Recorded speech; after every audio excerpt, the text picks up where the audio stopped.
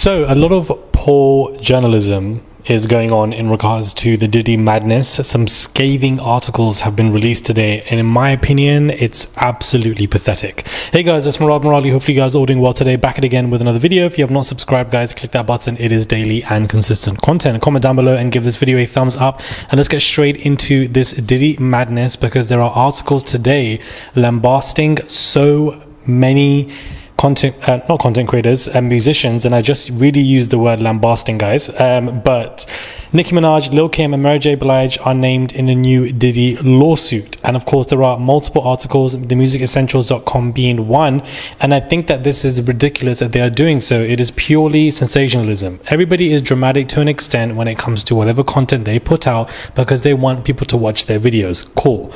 But to downright imply some nasty stuff, to me, is ridiculous, because Nicki Minaj, Lil Kim and Mary J. Blige are not directly involved in the new Diddy lawsuit in regards to being in the freak-offs, affecting the victims, harming anybody. They were just simply at a party. As far as I'm concerned, there are many celebrities who are at parties with Diddy that are not even put in titles like this. Ashton Kutcher, Leonardo DiCaprio, Sharon Osbourne, Paris Hilton, the list really goes on. Kelly Osbourne, all of those kids of hers as well, all of them. And I don't see their names being dragged into XYZ. They're in a lawsuit. Usher was also in a lawsuit. So I don't understand why these three women are put into this article as if they've done anything, when really and truly they were just at a party. Just because celebrities have taken pictures with Diddy, it does not directly mean that they are heavily involved. The same applies to Harvey Weinstein. The same applies to what's his face? I've completely forgotten his name. Epstein. There we go.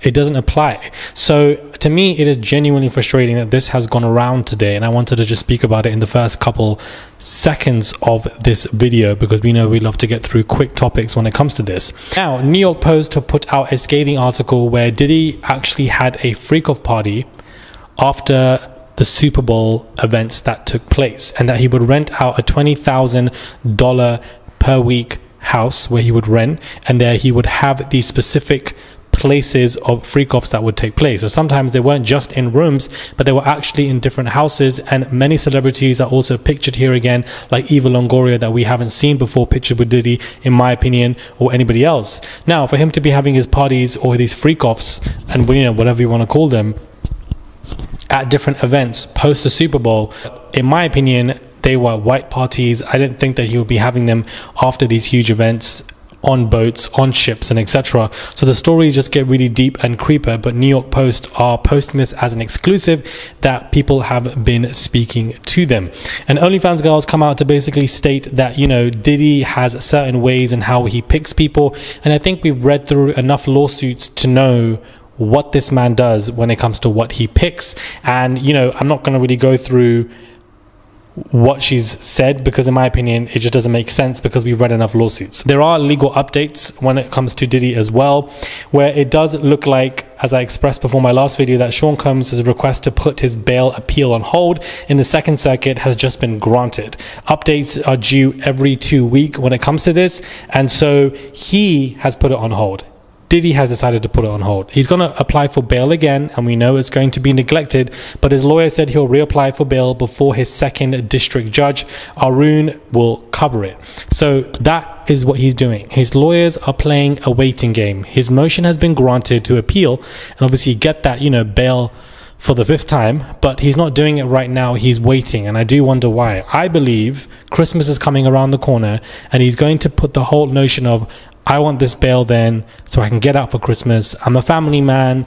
You've got my children posting me. You've got me posting Kim Porter. The children are coming out with a dumb reality TV show that nobody was asking for. It was ridiculous. I'm going to keep dragging them for it because it was so tone deaf. And so now the motion is, look, my daughters are in the courts. My mother's come to the courts. Now I'm going to try and apply for that bail and try to see if it can get approved. There is such a large conversation, and I really want to talk about this for a couple of minutes. There is such a large conversation about why Mike Jeffries,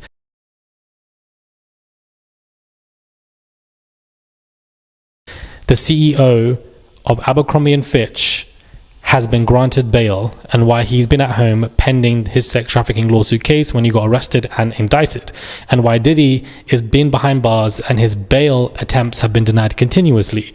The pure difference is that Diddy has been tampering with witness evidence and pure intimidation when it comes to many of these potential witnesses. There's probably people he's intimidated that we don't even know. That's how many lawsuits there are since he's been arrested, that he probably knows more are coming, and probably spoke to people who haven't even filed yet or successfully did not file because of XYZ. If Diddy, basically in layman terms, was released and came out on bail, then a lot of these lawsuits that we are discussing that are coming out every 5 to 6 days would not even take place. I don't even think Busby would be doing a press conference for the 120 individual lawsuits that he's basically planning to put out. I don't think a lot of these would come out because he would successfully intimidate a lot of people because he knows a lot of people on the outside. So this is why he has not had his bail and why it's been denied and why he's not come out of the prison, whereas Mike Jeffries was able to come out ASAP. Also, Mike Jeffries is not facing a RICO charge. Racketeering is organized crime. Diddy is facing that. Organized crime is a group of people. So those group of people Diddy could also speak to, not just intimidating witnesses, but also the people who's organized crime with. You could also very much hit them. So it's a very clear answer, but for some reason, some people feel quite jaded or confused as to what is going on. And I genuinely don't feel like it's a race issue either. It's purely because of Diddy's intimidation tactics and how he could tamper with witnesses, evidence, and therefore it would not lead to a fair trial, and therefore prosecution would be pissed. That's why they are fighting for that Cassie video to not be disbarred, and that's why they're fighting to keep him in that jail. And evidently the judge agrees because he's been denied so many times. So right now, Diddy and his lawyers are playing a waiting game, and he's going to be applying for bail in a couple of weeks, or I would imagine by Christmas, and I just don't think that it's going to work for him, but we'll just definitely see what he's going to do. No doubt that his children are going to be there. No doubt that his children are going to be supporting him in full effect. Again, I'm still shocked by it, but as I've said, they are attached to the lifestyle that Diddy supported, as opposed to being attached to the victims, as opposed to being attached to Cassie, as opposed to being attached. They don't care about any of them. They think it's false. They don't agree with it.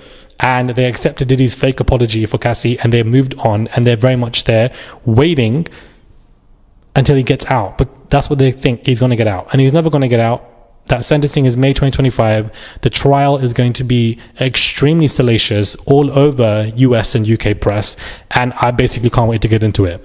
But I wanted to give you guys these quick topics every 2 minutes just to let you guys know what is going on with the latest news of Diddy. I just feel like a new batch of lawsuits are coming to slap us in the face, and we have to get into it when they do. Do let me know your thoughts are, guys, when it comes to this video. Do subscribe to the channel. I would appreciate it. It's just one click to subscribe. That's all you guys have to do. And I'll catch you guys soon for another video.